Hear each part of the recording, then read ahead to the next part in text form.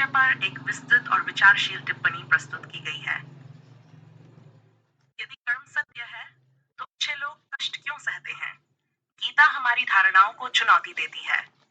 कर्म का सिद्धांत आध्यात्मिक दर्शन का एक गहन और व्यापक रूप से चर्चा किया जाने वाला विषय है, विशेष रूप से हिंदू धर्म में। ये न्याय, भाग्य और ब्रह्मांडीय व्यवस्था से जुड़े बुनियादी प्रश्नों को उठाता है। अक्सर लोग ये जिज्ञासा व्यक्त करते हैं, यदि कर्म सत्य है तो अच्छे लोग कष्ट क्यों सहते हैं, जबकि अन्याय करने वाले लोग फलते फूलते हैं?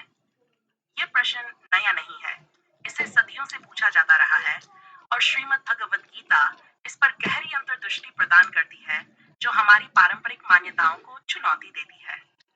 कर्म का अर्थ क्रिया और प्रतिक्रिया का नियम। संस्कृत में कर्म का अर्थ क्रिया है और आध्यात्मिक दर्शन में यह इस सिद्धांत को दर्शाता है कि हर कार्य का परिणाम होता है। श्रीमद् भगवद गीता ये समझाती है कि कर्म इस जीवन तक सीमित नहीं रहता, बल्कि यह समय और जन्मों की सीमाओं से परे जाकर भविष्य को भी प्रभावित करता है। बहुत से लोग कर्म को एक सीधा सादा सिद्धांत मानते हैं, अच्छे कार्यों का तत्काल शुभ परिणाम और बुरे कर्मों का तुरंत दंड मिलना चाहिए। लेकिन गीता ये प्रकट करती है कि कर्म का नियम कहीं अधिक जटिल और गहन है। अच्छे लोग कष्ट क्यों सहते हैं? गीता की गहरी सीख। अच्छे लोगों की पीड़ा एक रहस्य है जो हमें न्याय पर पुनर्विचार करने को मजबूर करता है। परंतु भगवद गीता इस पर 4 प्रमुख दृष्टिकोण प्रस्तुत करती है। 1. कर्म कई जन्मों की संचयी शक्ति है। गीता हमें यह सिखाती है कि वर्तमान जीवन में जो कुछ भी अनुभव हो रहा है, वह केवल इस जन्म के कर्मों का परिणाम नहीं है, बल्कि पूर्व जन्मों के संचित कर्मों का भी प्रभाव होता है। जो व्यक्ति इस जन्म में श्रेष्ठ कार्य कर रहा है, वह अपने पूर्व जन्म के कुछ नकारात्मक कर्मों के कारण पीड़ा भोग सकता है। इसी प्रकार कोई अन्याय करने वाला व्यक्ति अपने पिछले जन्म के सत्कर्मों के कारण अस्थायी रूप से सुखी हो सकता है। गीता अध्यात्म में कहा गया है, जैसे जीवात्मा इस शरीर में बाल्यावस्था, युवावस्था और वृद्धावस्था को अनुभव करता है, वैसे ही ये मृत्यु के बाद एक अन्य शरीर धारण करता है। जानिए सत्य से मोहित नहीं होते। इसका अर्थ है कि जो कष्ट हमें अभी मिल रहा है, वह केवल इस जन्म का परिणाम नहीं हो सकता, बल्कि यह बहुजीवन कर्म चक्र का एक भाग हो सकता है। पीड़ा आध्यात्मिक विकास का मार्ग है। गीता यह सिखाती है कि पीड़ा हमेशा दंड के रूप में नहीं आती, बल्कि यह आध्यात्मिक शुद्धिकरण और आत्मविकास का एक साधन भी हो सकती है। श्री कृष्ण अध्याय 6 श्लोक 3 में कहते हैं, सुख और दुख के क्षणभंगुर आगमन और प्रस्थान को सहन करना सीखो और विचलित मत हो। अच्छे लोग जो कष्ट सहते हैं, वह उन्हें अधिक सहिष्णु, बुद्धिमान और आध्यात्मिक रूप से परिपक्व बनाता है। ये पीड़ा आत्मा को विकसित करने का एक अवसर भी हो सकता है। कर्म तुरंत नहीं, बल्कि दिव्य समय में फलित होता है।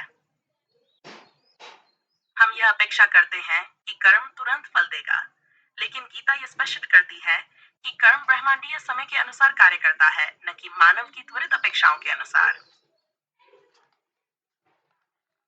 श्री कृष्ण में कहते हैं, कर्म की गहराइयों को समझना कठिन है। यहाँ तक कि ज्ञानी भी ये नहीं समझ पाते कि क्या कर्म है, क्या अकर्म है और क्या निषिद्ध कर्म है। इसका अर्थ है कि तुरंत न्याय मिलने की अपेक्षा करना हमारी सीमित समझ का परिणाम है। कभी कभी कर्म को फलित होने में जन्मों का समय लग सकता है।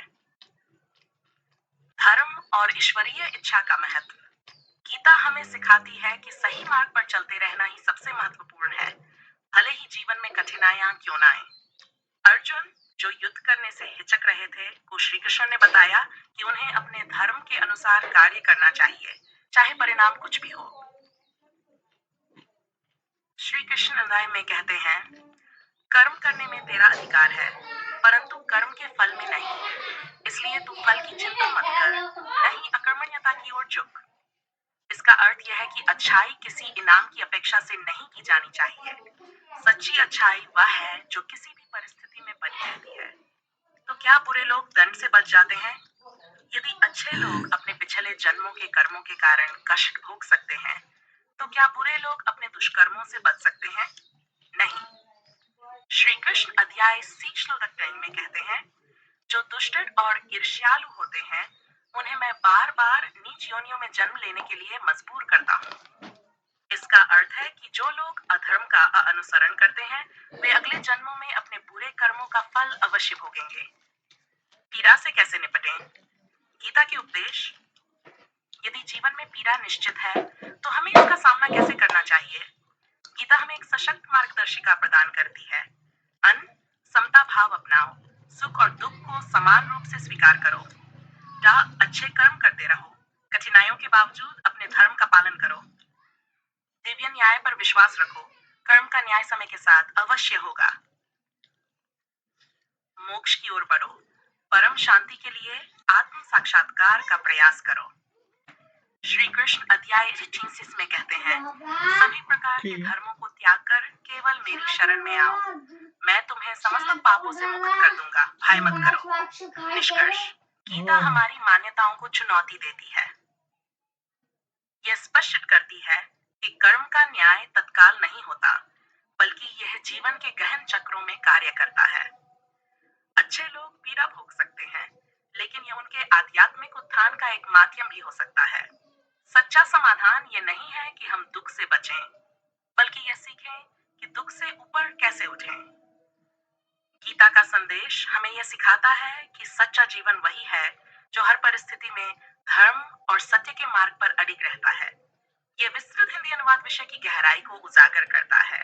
क्या आपको इसमें कोई और संशोधन चाहिए?